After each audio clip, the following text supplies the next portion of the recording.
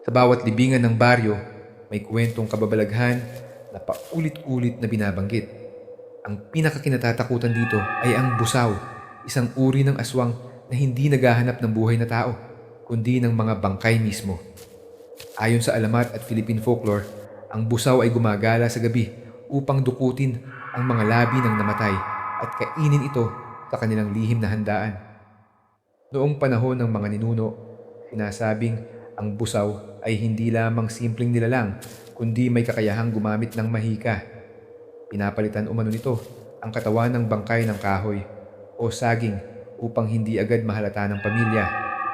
Sa Mindanao at ilang parte ng Visayas, ikinuwento na ang busaw ay maaaring mag-anyong tao sa araw at maging anino ng bangkay hunter sa gabi.